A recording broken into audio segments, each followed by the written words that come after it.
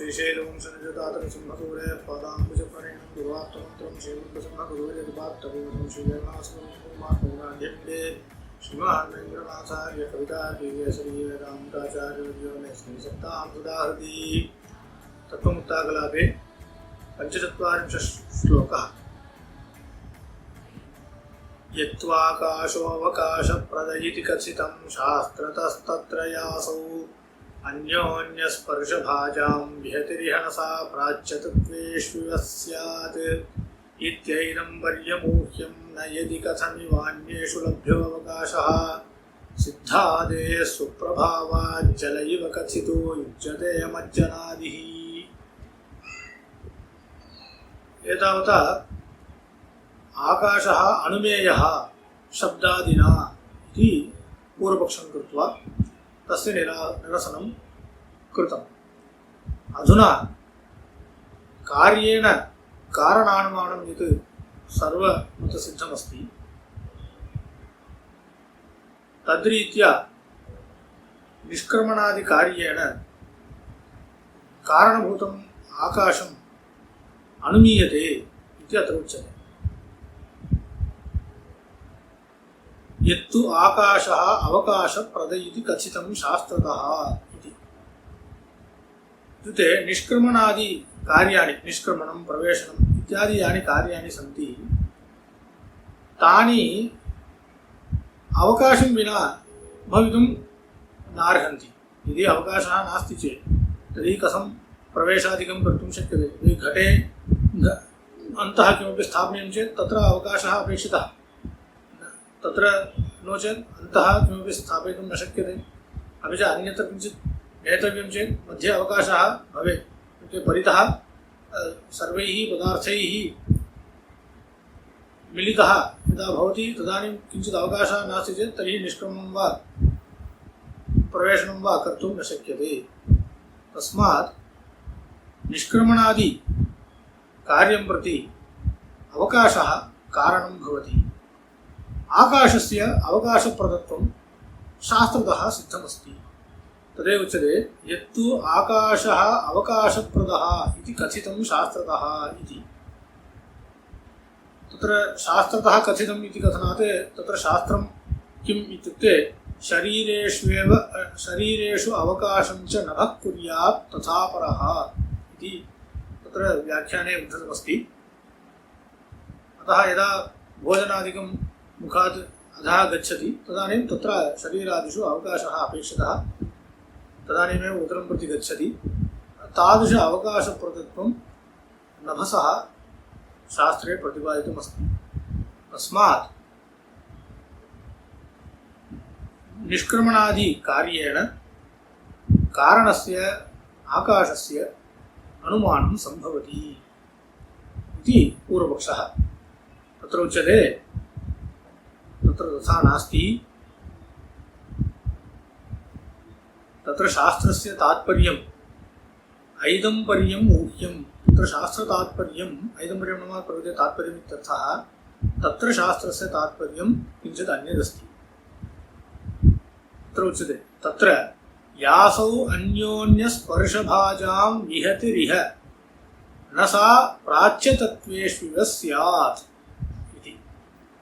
अर्थात् अन्योन्यस्पर्शभाजां विहतिः या इत्युक्ते स्पर्शवतां पदार्थानां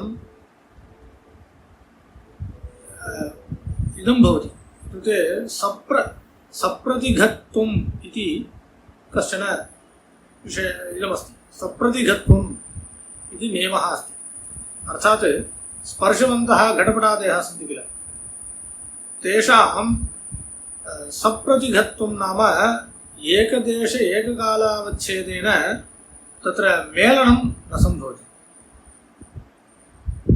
इत्युक्ते यदि अत्र घटः अस्ति सः स्पर्शवद् द्रव्यम्, एवं पटः अस्ति तर्हि पटोपि स्पर्शवद् द्रव्यं भवति, परन्तु पटस्य घटान्तः प्रवेशितुं न शक्यते। अतः घटे यदा अवकाशः नास्ति, अवकाशस्थलं विना अन्यस्मिन् स्थले यदि अधो देशावच्छेदेन तत्र पटस्य अन्तः प्रवेशः कर्तुं न शक्यते। कुतः इत्युक्ते तत्र तस्य मेलनम् एककालावच्छेदेन एकस्मिन्नेव देशे घटस्य अथवा घटद्वयस्य एकस्मिन्नेव देशे प्रवेशः अथवा घटे पटस्य वा तत्र प्रवेशः कर्तुं न शक्यते। कुतः स्पर्शवतां पदार्थानां सप्रतिघत्वम् इति मेलनम् एकदेशकालावच्छेदेन न भवति इति नियमः अस्ति। परन्तु अयं नियमः इत्युक्ते अन्योन्यस्पर्शभाजां विहतिः या वर्तते सप्रतिघत्वम् इति यः विहतिः नाम व्याघातः अत्र व्याहतिः या अस्ति स्पर्शभाजां सा न प्राच्यतत्त्वेष्विव स्यात्। प्राच्यतत्त्वेष्विव प्राच्यतत्त्वानि नाम इदानीम् आकाशात् प्राग् प्रतिपादितानि पृथिवी अप् वायुः तेजः वायुः एते चत्वारः पदार्थाः प्राच्यतत्त्वानि इत्यनेन स्वीक्रियन्ते। स्पर्शवत् पदार्थाः इमे पदार्थाः तेषु यथा सप्रतिघत्वं वर्तते तद्वत् अत्र आकाशे तद् नास्ति। प्राच्यतत्त्वेष्विव न स्यात्। सा विहतिः आकाशस्य तथा न भवति। तर्हि आकाशे तावत् एकदेशकालावच्छेदेन मेलनं पदार्थानां मेलनं सम्भवति इति तात्पर्येण तत्र श्रुतिः आकाशस्य अवकाशप्रदत्वं कथयति। तस्मात् न कार्येण कारणानुमानम् अत्र विवक्षितम् इति। तेन अनुमानेन आकाशस्य सिद्धिः असम्भवति इति। यदि एवं नाङ्गीकरोति आकाशस्यैव अवकाशप्रदत्वं तत्र श्रुत्या प्रतिपाद्यते तेन अस्माभिः अनुमीयते इत्युच्यते। तर्हि कथमिव अन्येषु लभ्योऽवकाशः? तर्हि आकाशस्यैव अवकाशप्रदत्वम् इति वक्तुमेव न शक्यते। कुतः इत्युक्ते यदि स्पर्शेषु इदानीम् आकाशस्य कुतः अयं नियमः सप्रतिघत्वं नास्ति इति चेत् तर्हि आकाशे स्पर्शः नास्ति। तस्मात् स्पर्शाभावात् आकाशस्य अयं क्लेशः नास्ति। इत्युक्ते तत्र पदार्थानाम् एकदेशकालावच्छेदेन मेलनं सम्भवति इति उच्यते। तर्हि आकाशोर्ध्वं विद्यमानानि यानि तत्त्वानि महदहङ्कारादितत्त्वानि तान्यपि न स्पर्शवन्ति। तस्मात् तेषामपि स्पर्शाभावादेव सप्रतिघत्वं न सम्भवति। तर्हि आकाशस्यैव अवकाशप्रदत्वम् इति वक्तुं न शक्यते। तेषामपि अवकाशप्रदत्वम् अस्ति एव। तेन आकाशस्यैव इति वक्तुं न शक्यते। तस्मात् यदि आकाशस्यैव इति न स्यात् तर्हि निष्क्रमणादिकार्येण आकाशस्य अनुमानं कर्तुं न शक्यते इति। मध्ये अन्या शङ्का कृता। सिद्धादेः स्वप्रभावात् जलैव कथितो युज्यते मज्जनादिः इति। तत्र एवम् उच्यते भवता एवम् उच्यते स्पर्शवतां सप्रतिघत्वम् अस्ति इति। परन्तु सिद्धपुरुषाः पृथिव्यादिषु प्रविशन्ति किल तथा तत् कथं भवति इत्युक्ते सिद्धपुरुषाणामपि शरीरादिकम् अस्ति। शरीरं तु स्पर्शवद् द्रव्यं। भूमौ शरीरस्य निमज्जनं दृश्यते सिद्धपुरुषाणां। तर्हि तत् कथं भवति? भूमिस्तावत् स्पर्शवद् द्रव्यं। तर्हि अनयोः सप्रतिघत्वं भवता उक्तं किल तस्य नियमस्य भङ्गः भवति किल इति चेत् तत्र उच्यते सिद्धपुरुषाणां स्वप्रभावात्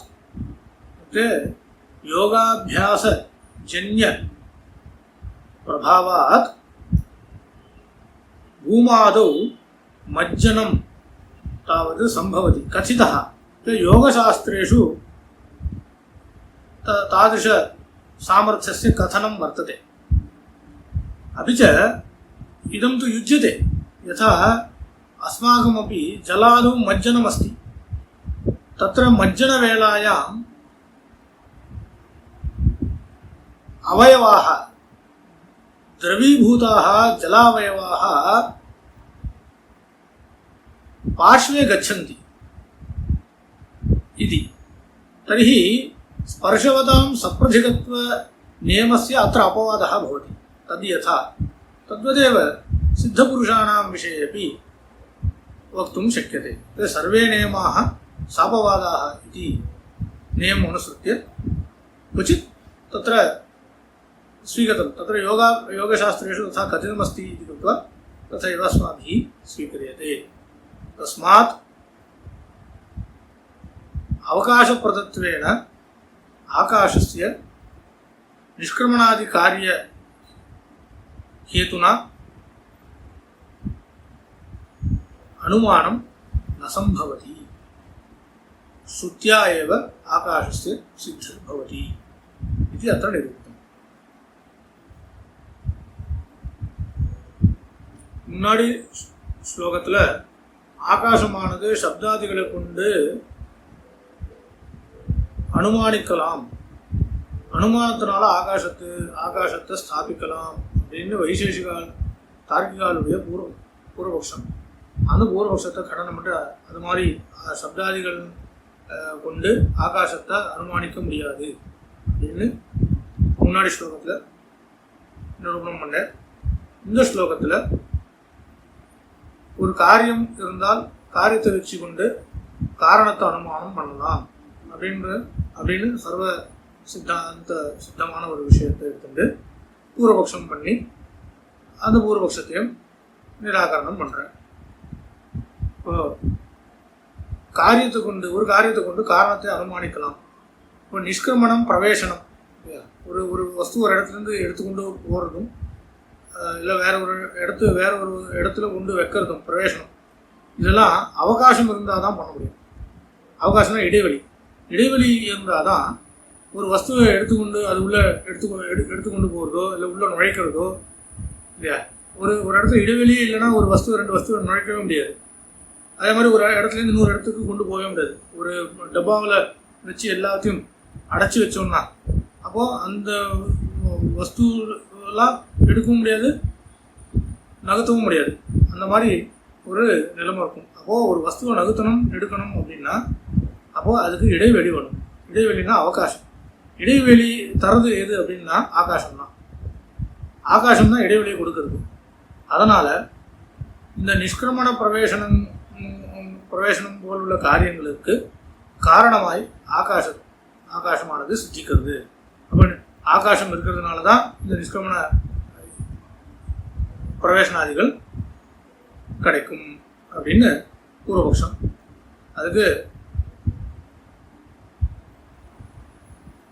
கண்டனம் சாய்க்கிற சுவாமி இந்த இடத்துல ஆகாசம்தான் அவகாசத்தை தருது அப்படின்றதுக்கு ஸ்ருதிகள் இருக்குது. சாஸ்திரத்தில் அது மாதிரி சொல்லியிருக்கு, ஆகாசம் தான் அவகாசத்தை கொடுக்குறது அப்படின்னு. ஏன்னா அது ஒரு கேள்வி வரும், ஆகாசம் தான் அவகாசம் கொடுக்குறதுன்னு எப்படி தெரியும்னா சாஸ்திரத்தை சொல்லியிருக்கு அப்படின்னா அந்த சாஸ்திரம் நம்ம சரீரத்தில் நம்ம சாப்பிட்ற அந்த பக்ஷணமானது வயத்துக்குள்ளே போகும்போது அந்த வழியில் ஆகாசமானது அவகாசத்தை கொடுக்குறது அப்படின்னு அங்கே ஸ்ருதி வாக்கியம் இருக்குது. அப்போது அந்த வழியில் ஒரு தொண்டையிலேருந்து கீழே போகிறதுக்கு வழியில் எந்த ஒரு இடைவெளி இருக்கோ அந்த இடைவெளியை கொடுக்கறது ஆகாசம்தான் அப்படின்னு அந்த வச்சனம் சொல்கிறது. அதனால் ஆகாசம்தான் அவகாசத்தை கொடுக்கறது அப்படின்னு வச்சுட்டு பூர்வபக்ஷியானவர் ஆகாசமானது அனுமானிக்கலாம், இந்த பிரவேசனாதி காரியங்களை கொண்டு ஆகாசத்தை அனுமானிக்கலாம் அப்படின்னு சொன்னார். அதுக்கு சுவாமி சாய்க்கிறேன், இந்த ஸ்ருதியினுடைய தாற்பயம் அது இல்லை. இந்த ஸ்ருதியினுடைய தாற்பயம் என்ன அப்படின்னா இந்த ஸ்பர்ஷவத்தான திரவியங்கள் எல்லாம் பரஸ்பரம் இதுவாக இருக்காது. ஸ்பர்ஷவத்தான திரவியங்களுக்கு சப்ரதிகத்துவம் அப்படின்னு ஒரு நியமம் உண்டு. சப்ரதிகத்துவம்னா என்ன அப்படின்னா ஒரே சமயத்தில் ஒரே இடத்துல ரெண்டு வஸ்துக்களும் ஒன்றா இருக்காது. இப்போ அதுதான் இப்போ கடம் ஒன்று எடுத்துட்டோம்னா பட்டம் அது ஒரு ஸ்பர்ஷவ திரவியம், பட்டமும் ஒரு ஸ்பர்ஷவ திரவியம். அது ரெண்டுத்தையும் ஒரே இடத்துல ரெண்டுத்தையும் வைக்க முடியாது. பட்டம் இருக்கிற இடத்துல ஆகாசம் இருக்கலாம், அவகாசம் இடைவெளி இருக்கும். ஆனால் கடத்துக்கும் படத்துக்கும் ஒரே இடத்துல ரெண்டுத்தையும் ஒன்றா சேர்த்து வைக்க முடியாது, ஏன்னா அதுக்கு இடைவெளி கிடையாது. அப்போ ஸ்பர்ஷவத்தான திரவியங்கள் எல்லாமே சப்பிரதிகமாக இருக்கும். அதுக்கு அந்த திரவியங்களுக்கு சப்பிரதிகத்துவம்னு ஒரு நியமம் உண்டு. அது முன்னாடி பிருத்திவி, ஜலம், தேஜஸ், வாயு இதுக்கெல்லாம் எப்படியானால் அந்த சப்பிரதிகத்துவம்னு ஒரு நியமம் இருக்கோ அந்த நியமம் ஆகாசத்துக்கு கிடையாது அப்படின்னு தான் அந்த ஸ்ருதியினுடைய தாற்பயம். ஏன்னா ஆகாசத்துக்கு ஸ்பர்ஷம் இல்லாதது கொண்டு ஸ்பர்ஷம் உள்ள வஸ்துக்களுக்கு தான் அந்த நியமம் அப்படின்னு தேர்றது. அதனால ஸ்பர்ஷம் இல்லாததுனால ஆகாசத்துக்கு அந்த நியமம் இல்லை அப்படின்னு சொல்றதுல தான் அந்த ஸ்ருதியினுடைய தாற்பயம் இருக்கு. அப்படி இல்லை, ஆகாசத்துக்கு மட்டும்தான் அவகாசம் கொடுக்குற சாமர்த்தியம் இருக்கு அப்படின்னு சொன்னோமானால் ஆகாசத்துக்கு முன்னாடி இருக்கிற தத்துவங்கள்லாம் இருக்கே, மகத்து, அகங்காராதி தத்துவங்கள்லாம் இருக்கே, அதுக்கெல்லாம் கூட தான் ஸ்பர்ஷம் இல்லை. அதனால அதுக்கெல்லாம் கூட இந்த ஸ்பர்ஷம் இல்லாததுனால அதுக்கெல்லாம் கூட இந்த நியமம் இல்லை, சப்பிரதிகத்துவ நியமம் இல்லை, அவகாச பிரதத்துவம் அதெல்லாம் கூட இடைவெளி கொடுக்க வேண்டிய தத்துவங்களாக இருக்கும். அப்போது இவா சொன்ன பூர்வபக்ஷி சொல்கிற ஆகாசம் மட்டும்தான் அவகாசத்தை கொடுக்கும் அப்படின்ற நியமத்தை இங்கே சொல்ல முடியாது. ஸ்பர்ஷம் இல்லாதது கொண்டு அப்படின்னு வேற ஹேத்து சொன்னால் அந்த ஹேத்து மற்ற அகங்காராதிகள் எல்லாம் கூட இருக்கிறதுனால அதுக்கெல்லாம் கூட அவகாச பிரதத்துவம் சித்திச்சிடும். அதனால் அப்போது இந்த அவகாச பிரதத்துவம் ஆகாசத்தில் மட்டும் இருந்தால் தான் அதை வச்சு ஆகாசத்தை அனுமானம் பண்ண முடியும். இப்போ அது மாதிரி இல்லை. அதனால் இப்போ அது அப்போ நிஷ்கிரமணங்கள்லாம் உண்டாகிறது அப்படின்னா அது மாதாதிகள்னால கூட தான் உண்டாகலாம் அப்படின்னு கேள்வி கேட்டால் அவளுக்கு பதில் சொல்கிறதுக்கு அதுக்கு அவளுக்கு பதில் இல்லை. அதனால் இந்த ஸ்ருதியினுடைய தாற்பயமும் ஆகாசத்துக்கு ஸ்பர்ஷவத்தாக இல்லாததுனால சப்பிரதிகத்துவ நியமம் இல்லை அப்படின்றதுதான் தாற்பயம் அப்படின்னு. இப்போ இன்னும் ஒரு கேள்வி வருது. இப்போ இதுலேருந்து என்னாச்சு, ஸ்பர்ஷவத்தான வஸ்துக்களுக்கு சப்பிரதிகத்துவம் அப்படின்னு நியமம் சொல்லிருக்குமே, அப்போ ஒரே சமயத்தில் ரெண்டு வஸ்து ஒரே இடத்துல ஒன்றா சேர்க்க முடியாது அப்படின்னு நம்ம சொல்லிருக்குமே. அப்போது சித்த புருஷாலாம் பூமி உள்ள பிரவேசம் பண்ணுறா அப்படின்னு சொல்கிறோம். சித்த புருஷாலாம் அவள் சரீரத்தோடு பூமியில் பிரவேசம் பண்ணுறான்னு சொல்கிறோம். சரீரத்தோட பூமியில் பிரவேசம் பண்ணால் சரீரமும் ஸ்பர்ஷவத்து திரவியம், பூமியும் ஸ்பர்ஷவத்தான திரவியம். அப்போ நீ சொன்ன சப்பிரதிகத்துவ நியமத்துக்கு பங்கம் வந்துடுது அப்படின்னு சொன்னால் எல்லா நியமங்களுக்கும் ஒரு சில அபவாதங்கள் உண்டு. இங்கே சுவாபாவிகமாக அவளால் இதுக்கு பூமியில் அந்த சுவாபாவிக சரீரத்தை கொண்டு அப்படியே பூமியில் பிரவேசம் பண்ண முடியாது. அவள் யோகாபியாசத்தினால அவளுக்கு அந்த ஒரு சக்தி கிடைக்கிறது, அந்த பிரபாவம் கிடைக்கிறது, பூமிக்குள்ளே பிரவேசம் பண்ணுற பிரபாவம் அவளுக்கு கிடைக்கிறது. இது எப்படி தெரியலாம் அப்படின்னா, இது யோக சாஸ்திரத்துலாம் சொல்லியிருக்கு. இந்த மாதிரி இதெல்லாம் பண்ணோம்னா யோகாபியாசம்லாம் பண்ணோம்னால் நமக்கு பூமி உள்ள பிரவேசம் பண்ணுற சாமர்த்தியம் கிடைக்கும் அப்படின்னு யோக சாஸ்திரத்தை சொல்கிறது. அதனால் சகஜமாக சுவாபாவிகமாக இந்த சரீரமானது பூமியில் பிரவேசிக்காது, யோகாபியாசத்தினால உண்டாகும் அப்படின்னார். இந்த இதுக்கு ஒரு உதாரணமும் சொல்கிறார். எப்படின்னா ஜலத்தில் நம்ம மஜ்ஜனம் பண்ணும்போது நம்ம ஜலத்தில் முங்கும்போது ஜலம் கூட தான் ஸ்பர்ஷவ திரவியம், நம்ம சரீரமும் ஸ்பர்ஷவ திரவியம். அப்படி இருந்தாலும் என்ன அர்த்தம், அந்த இடத்துல அந்த ஜலங்களுடைய அவயவங்கள் எல்லாம் கொஞ்சம் விட்டு போகுது. நமக்கு அந்த இடத்துல நம்ம இறங்கும்போது ஜலத்தில் இறங்கும்போது அந்த ஜலமானது திரவியமானபடினால அதில் இருக்கிற அவயவங்கள் எல்லாம் அந்த இடத்துல பக்கத்தில் போகுது. நமக்கு இடத்த விட்டு அந்த பக்கம் போகிறதுனால நமக்கு அங்கேயும் அங்கே சப்பிரதிகத்துவன்ற தோஷம் இங்கே வராது, இந்த சப்பிரதிகத்துவன்ற நியமம் இங்கே வராது. ஜலமும் நமக்கு ஒரே இடத்துல ஜலமும் நம்மளுடைய சரீரமும் இருக்கும் அப்படின்றதுனால அப்போ அந்த இடத்துலையும் இந்த நியமத்தினுடைய அபவாதம் அங்கேயும் இருக்குது இல்லையா. எல்லா இடத்துலையும் சொல்ல ஸ்பர்ஷவத்தான திரவியங்கள் எல்லாமே இப்படி இருக்கும்னு அந்த இதுக்கு தாற்பயம் இல்லை. ஒரு சில இடத்துல ஸ்பர்ஷவத்தான திரவியமாக இருந்தாலும் அது ரெண்டும் ஒன்று சேர்ந்து இருக்கும் அப்படின்னு சுவாமி இங்கே சாட்சிட்டு. அதனால் என்னாச்சு அப்படின்னா, ஆகாசமானது அவகாசம் கொடுக்கறதுனாலையும் நிஷ்கிரமணாதி நடக்கிறதுனாலையும்